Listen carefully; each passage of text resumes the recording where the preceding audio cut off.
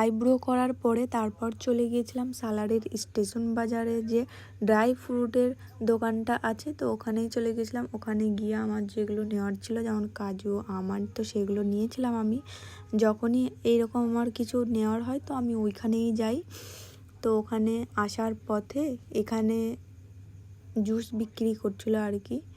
তো তারপর আমি খাচ্ছিলাম। প্রথমে নিয়েছিলাম আমি পাতিলেবু দিয়ে আর মশলা দিয়ে যেটা করে দেয় ওটা নিয়েছিলাম।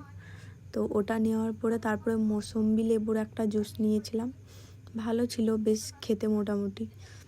আগে যেটা নিয়েছিলাম পাতিলেবু দিয়ে যে মশলা দিয়ে করে দিয়েছিল ওটা বেশি ভালো ছিল, আমার ওটা বেশি ভালো লেগেছে। মৌসম্বিটা বেশি ভালো লাগেনি, যেহেতু মৌসম্বি লেবুটা একটু পানসি টাইপের লাগছিল, মিষ্টি মিষ্টি ছিল না। তো এখনকার লেবুগুলো অত মিষ্টি হয় না, যাই হোক। তো যদি একটু চিনি দিত তাহলে হয়তো ভালো লাগতো আমার খেতে। বাড়িতে আমি যদিও করি তো তখন যদি মিষ্টি না লাগে তখন চিনি অ্যাড করা যায়, কিন্তু ওরা তো ওখানে অ্যাড করছিল না। তো যাই হোক, ভালো লেগেছিলো। তারপরে এটা খাওয়ার পরে আমি চলে গেছিলাম ফুলের দোকানে, যেহেতু কালকে বাকরা ঈদ, তো সেই জন্য হাতের বালা তো করতেই হবে, নিতেই হবে আমাকে।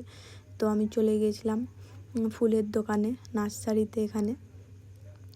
তো ওখানে গিয়ে ফুলের বালা বানিয়ে রাখিনি, আমি রাত্রে ফোন করে বলেছিলাম বানিয়ে রেখে দিতে, যেন কালকে গিয়েই আমি পেয়ে যাই।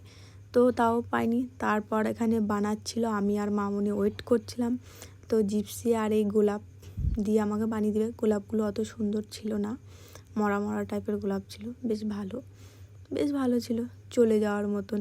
সব সময় তো লাল গোলাপে নিই, তো ভাবলাম এবার একটু পিঙ্ক কালারের গোলাপ নেওয়া যাক।